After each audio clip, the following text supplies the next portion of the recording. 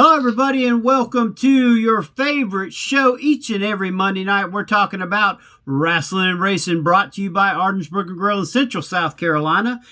Go by, see Donnie and Angie, and they will take care of you. Some of the best wings, best food, best burgers you've ever had. If you don't believe me, you need to check out my guy Herschel at our newest sponsor, Hyundai of Anderson. That's right, Hyundai of Anderson, new sponsor with Greenville Sports Media. Go by, see Herschel. He will take care of you. He also went up to Ardensburg Grill and on Instagram made a video of it. And I'm telling you right now, he loved the Paladin Burger. He loved the fries, fresh cut fries.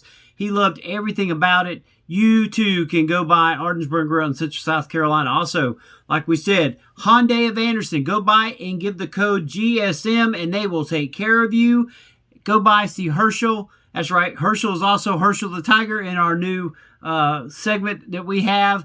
Go by, see Herschel. He will take care of you and get you a car if you need it. I just bought my truck there, so you will love Hyundai of Anderson.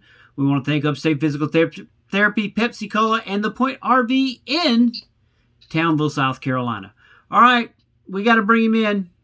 We was off last week, and trust me, he is chomping at the bit to say something, and he has been waiting too far long. Let's bring him in, man, the myth, the legend, Ref Brandon. How's it going, Brandon? Absolutely fantastic, Jay. How are you? Doing good, doing good. Glad to have you, as always, on the show. And, Ref, let's start it off with NASCAR. We're down to the nitty-gritty. We're at race 34 of 36. This past week, it was at Homestead, normally the second to last race. And before that, it was the last race. But now they're going to Martinsville next before they go to Phoenix. So, Ref, minding your pick at the start of the year, won the race this past weekend. We're talking about Tyler Reddick. He took the win, and now here is the the playoff rankings as of right now. First place, Tyler Reddick. Second place, Joey Logano, who's 33 back. Christopher Bell is plus 29 from the bubble. William Byram is only 7 from the bubble, so neither one of them can really afford to have a bad day at the next race in order to be in the top 4. Of course, Bell can actually finish, I think, in 30th or better and still get in. The bubble looks like this. Kyle Larson, 7 points back. Denny Hamlin, 18 points back. Ryan Blaney, 38. Chase Elliott, 43. Those last two need to win no matter what. Denny Hamlin and Larson still have a way of getting in, depending on what happens to William Byron based on points. So, Ref, what's your thoughts on this? Well, I think that it's pretty much either going to be Byron or Larson getting that last spot unless one of the other guys you just mentioned win the race, because they're so far back. Unless they win, they're not getting in. But if William Byron finishes outside the top 10 and Larson finishes in the top 5, then Larson will get that spot unless one of the other guys win. So it's probably going to be one of those two guys that get in unless one of the other ones win. But I tell you what, the driver that people better hope don't win this championship is the guy you just mentioned, Logano. Now, you and I have talked about it before. I've always been a Logano fan. He's not my favorite because he came along after Kyle Busch, and I don't change drivers. But in a couple of years, when Kyle Busch retires, then my new favorite driver will be Logano. But Logano is only 34, and he's already won 2 championships. If he gets this, then this will be his 3rd, and he's going to be around for at least 10 more years. There's only been 4 drivers who have ever won 4 or more championships, and that's Richard Petty, Dale Earnhardt, Jimmy Johnson, and, of course, Jeff Gordon. If Logano gets his 3rd at age 34, you're going to be hard-pressed to convince me he's not going to win 4 or 5 championships. So, unless you're a Logano lover, and most people can't stand Logano, for some reason he's the new Kyle Busch, everybody just hates Joey Logano. You better hope he don't win this one, because if he does, he's going to end up getting 4 or 5 championships before he's done. And he just might win it because his team has pretty much figured out this playoff system. He struggles every year from February through August, and he always finds a way to win just one race and make the playoffs. And then come playoff time, he's always right there. And again this year, he struggled early this year. Like, what's wrong with Logano? Now here we are, 2 races to go, and there he is. But I'll stick with Tyler Reddick. All right. Well, like I said, I'm gonna stick with Tyler Reddick myself. I really think he is the future, and Reddick's gonna be my guy right now, going forward. All right. Well, Ref. Well, also Ross Chastain. Yeah, I almost forgot Ross is my guy too. So, that's my 2 guys. I him too, Bob. Listen at you, Ref. All right, now we're going to go to Rasslin, but before we do, we want to thank everybody over at redbubble.com. If you use the code FurmanJoust, as you see on my head, the official Rasslin and Racin podcast hat, make sure to go by and get you one. There's all kinds of stuff from Furman Joust, Ref Brandon, and the Todd family. You name it, the gear is there. You can get our gear each and every day. Redbubble.com, and right now there's a 30% off sale going on. Make sure you go on there right now. And of course, it's like I said, the Furman Joust collection, and it is wonderful. All right, Ref, tell us, what was your weekend like? Well, my life and weekends are always so busy. That's why I can't ref like I used to, because we just have so much going on. My wife had plans at church with our youth group since she's a youth leader. So I was home with all 3 of our kids Saturday because our kids are too small to be considered youth yet, so they couldn't go. So I was home all day long Saturday with them. So I watched the college football that I could watch, but having them here, I couldn't watch all of any game, but I did watch what I could of all the games that were on. And then yesterday at church, we had a boo bash. It's kind of like our trunk or treat, so we were at church all day long. Yesterday, I didn't get home till probably about 8 o'clock last night. Wow. Well, sounds like you had fun. So, Ref, let's take it to TNA. TNA, of course, had their pay-per-view this past weekend. Bound for Glory was live from Detroit. And first off was, let's talk about the induction. Hall of Famer Rhino. Ref, what's your thoughts on Rhino? You know this was going to happen. It's in his hometown. But what's your thoughts on Rhino going ahead and getting the Hall of Fame pick? Well, I think it was much deserved. I mean, he's almost a TNA original, not quite, but he's been there for a long time, because he was there for a while and then he left, and now he's been back for a while. But Rhino's 49 years old now, and I met him at a UWF show back in, I believe, 2019. And he was walking in like his health ain't the best. I'm not sure how many matches Rhino's got left in him, but super nice guy. But it's much deserved. But, TNA is going to have a hard time, continuing with their Hall of Fame unless they're just going to keep putting one person in every year, because now all of the originals are no longer there, and none of the ones they have now have been there long enough to go in the Hall of Fame. And then a lot of the ones that have left the company, now wrestle other places and work other places, but they may not want to put them in since they're not there, anymore right now.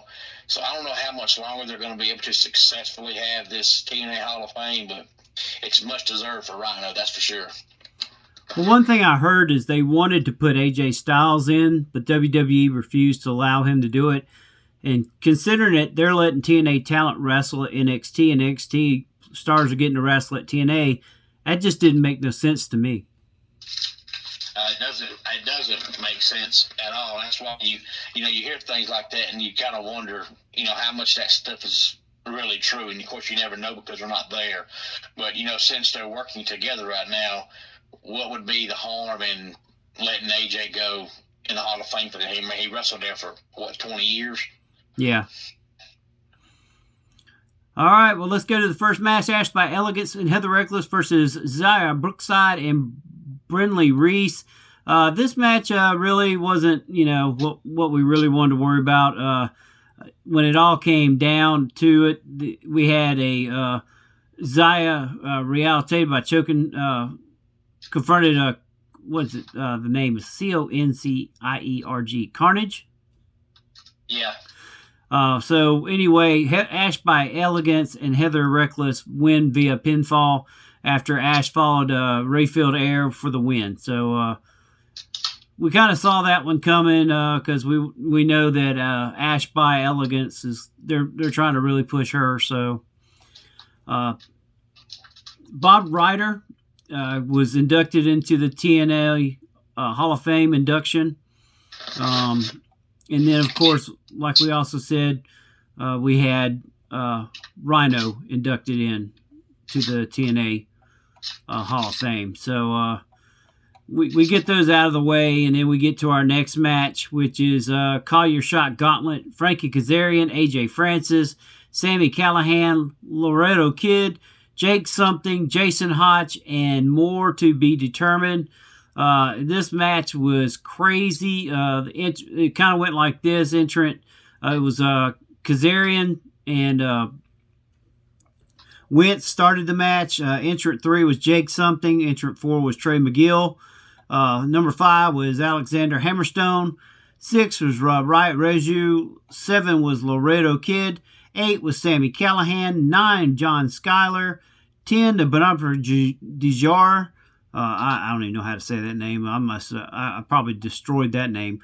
Trent 7 was 11th. Casey Navarro was 12th. Rhino, of all people, comes in at 13. 14, Tasha Steele. 15, Leah Ying Lei. And then 16, Jason Hotch. 17, Leon Slater. I mean, we just keep going, Brandon. This match, I don't understand this whole logic behind it. It was almost like a Royal Rumble in itself. Jonathan Gresham was 18th. 19th was JDC. That's Johnny Curtis. And 20th was AJ Francis. Whoa, I tell you, this match was crazy. The final 4 were AJ Francis, Johnny Curtis, which is JDC, Kazarian, and Rhino. When it all comes down, Frankie Kazarian wins this match. What was your thoughts on this one, Ref?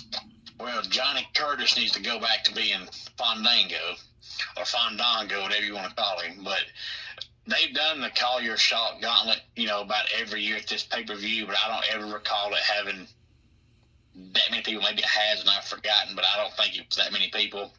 But they do it about every year, but it was almost like they pulled an AEW and wanted everybody that didn't have no spot to be on the card and just film in the match. But, you can't have that many people in a match and the match makes sense and the match look good because you're trying to rush it, and you can't have 15, 16 short little matches and make it good because you don't have time. In order to have time, the match would go for an hour and a half, and you can't do that. So there's just no point having that many people in a match for 3-4 minutes. To me, it's pointless.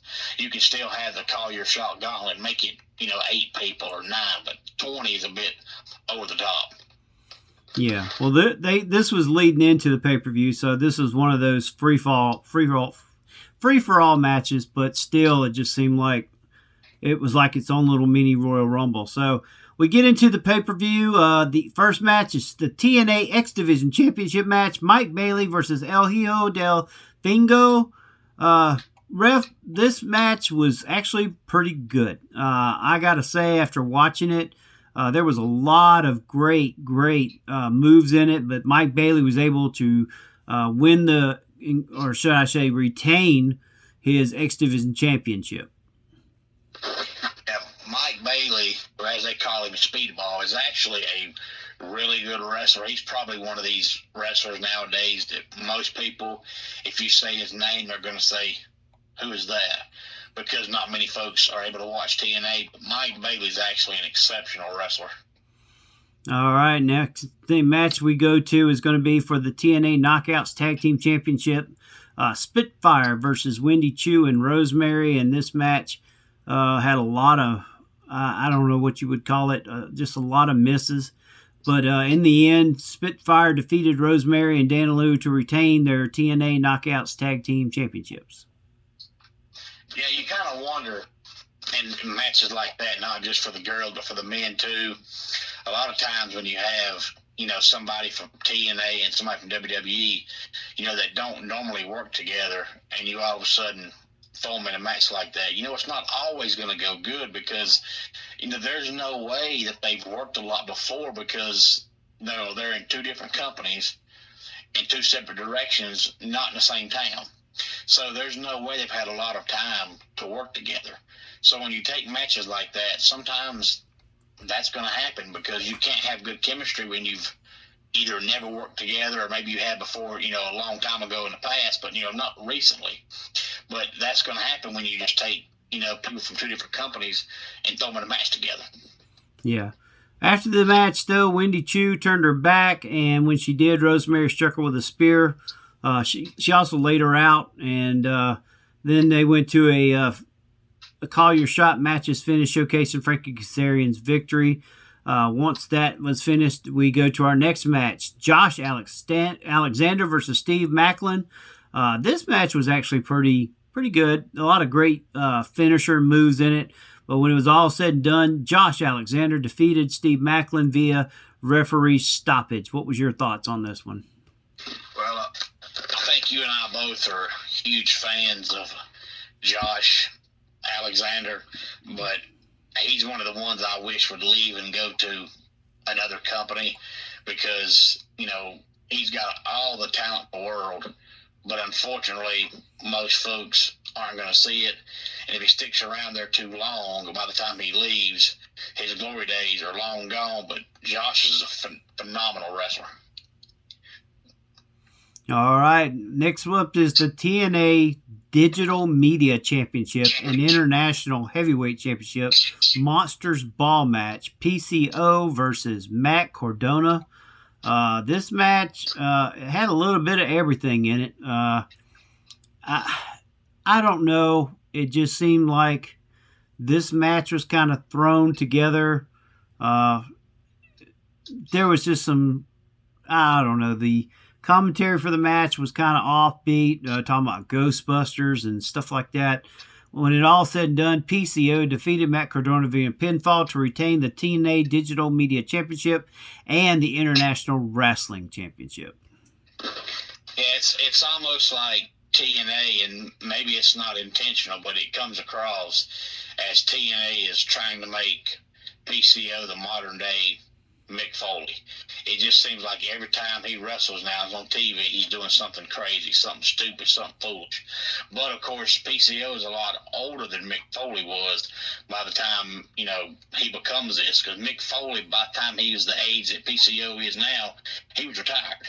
Yeah. So PCO waited too long to become crazy, but it's almost like TNA's tried to make him be this hardcore guy and be the modern day Mick Foley. Yep. Well, we go from that one to Mike Santana versus Moose. This actually was a decent match. Moose actually showed me a little something more since losing his TNA title, and something that I didn't expect was he was going to lose via pinfall to Mike Santana. I didn't see that one coming. What about you? Yeah, me, and I'm glad because Moose is one of their superstars. They're, the head honchos, their main people that you wouldn't think he would put somebody over like that. So I'm glad he did. Yep. All right. We go to our TNA Knockouts Championship match. Jordan Grace versus Masha Slamovich. This match was actually pretty good. Jordan Grace is really great at making others look good. But, man, we have a new TNA Knockouts champion. Masha Slamovich defeated Jordan Grace. This kind of gives me the feeling that Grace is fixing to go either to WWE or AEW. There's been a lot of rumors around that this was one of her last matches there. What's your thoughts? Yeah, I'm not exactly sure when her contract is up, but, of course, they've been saying she was going to leave ever since she was in the Royal Rumble this past January, and I'm sure she will eventually, but I don't know, when her contract expires. So this could be a sign that she's leaving. She could be there for the next 6 months and just wanted to go ahead and get rid of the title so when it's time to leave, she can go ahead and just leave. But I do think she'll leave whenever her contract expires, wherever that is. All right. Well, then we go from that to our hype package for Nick Nemeth versus Joe Hendry. Of course, they go back to the old WCW stuff to tell the tape, and Frankie Kazarian comes out carrying his trophy, and decides he's got a referee shirt on, so people think this is going to be him finding a way to call his shot. This match was everything we expected it to be. The only thing we didn't expect was Bully Ray coming out of nowhere to stop. Actually, JBL came out first, hitting Kazarian with a clothesline from hell. And then it was just mayhem with Nick Nemeth defeating Joe Hendry via pinfall to retain his TNA World Championship. Bully Ray shows up. I mean, it was just crazy, ref. Yeah, and I guess Bully Ray's one of those that just by the time you think he's gone for good, he shows back up. Yep. Oh, I'm sorry. It wasn't Bully Ray and TNA. I'm sorry, folks. I made a big boo-boo. I was thinking about something else. Bully Ray showed up at NXT's Halloween Havoc. That was in Pittsburgh. So that's my fault, ref. Yeah, well, either way, Bully Ray's one of those that by the time I think he's gone, he shows back up again. But, him not being under contract, he can show up at AEW one week, TNA one week, NXT one week, and it's okay because he's not under contract with anybody. Yep. And before we go, there was one final match, and, of course, we knew kind of what was going to happen here. TNA Tag Team Championship Full Metal Mayhem match. The System versus the Hardys versus ABC. We knew what was going to happen here. The new TNA Tag Team Champions, the Hardy Boys. You feel like this is something that was given to them considering the last time they came, Jeff was supposed to win it then, and then Jeff got in trouble with the law. And this time it was a little different. So the Hardys are the new tag team champions, and that's the end of that pay-per-view. What was your thoughts on that last match? Yeah, I think everybody saw that coming. But, Matt is 50 now and Jeff's 47.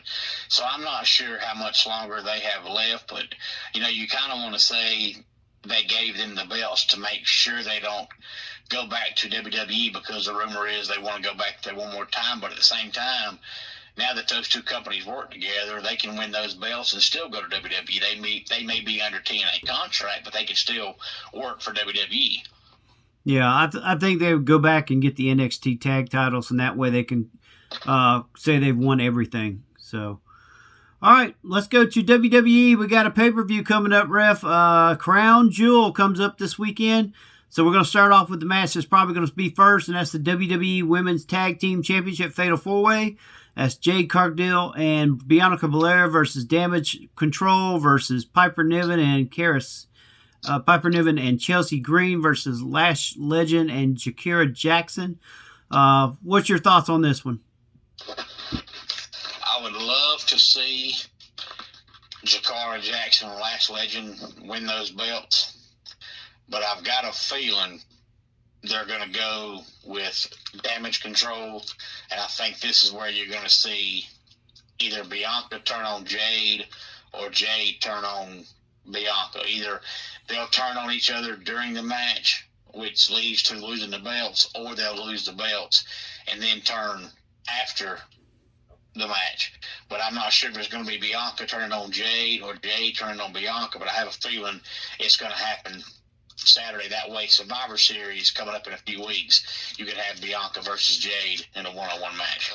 Yep, or Team Bianca versus Team Jade for sure. All right, WWE United States Champion LA Knight defends against Andrade and Carmelo Hayes. What's your thoughts on this one? I think they're going to give the belt to Andrade. I think so too. Randy Orton versus Kevin Owens in a special fans match. It's kind of hard to say because it looks like slowly but surely Kevin Owens is fixing to turn into a full-fledged bad guy, but at the same time I could see Randy also turning into a full-fledged bad guy again. Plus, we don't really know what this match is going to consist of, so it's kind of hard to call, but I'll go with Kevin Owens. All right, I'm going to go with Randy Orton. Seth Rollins versus Bronson Reed. Seth Rollins. I'm going to agree with you on that one. Roman Reigns, Jimmy and Jey Uso versus the Bloodline. In other words, Bloodline 1.0 versus Bloodline 2.0. I think since they just reformed Roman and the Usos, that they'll win this match. I agree with you. WWE Women's Champion Liv Morgan versus WWE Women's World Champion Nia Jax. Who you got? They're calling this match the Women's Crown Jewel. So whoever wins this match, I guess, will be the Women's Crown Jewel overall champion, because it's the Raw Women's Champion versus the SmackDown Women's Champion, and I'll go with Liv Morgan. I will agree with you because Liv Morgan's my baby doll. She needs to win this. And I think I might go down to ringside and knock Dirty Dom out and take off with Liv. So, all right. We go to our final match of the night. WWE Champion Cody Rhodes versus WWE World Champion Gunther. And I got a feeling I know where you're going to go with this one for the first ever Crown Jewel World Champion of the men. This one, honestly, really, truly, Jay, this one is a hard call because, both men have been doing, pretty good.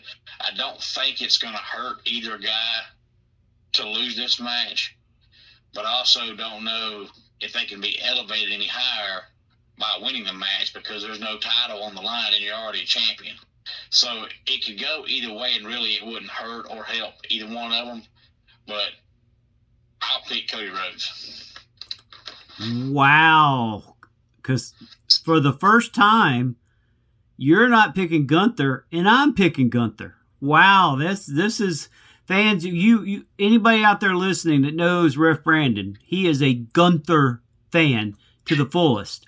And honestly, I thought I was going to be joining him on the Gunther train for this match because Cody's already got enough love out there. I think they're trying to make that world title mean a little bit more that Gunther has. So I'm picking Gunther in this match.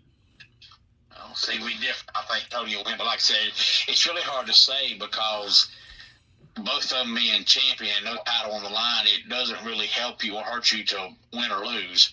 So it could go either way, and it would make perfect sense. But I'll go with Cody.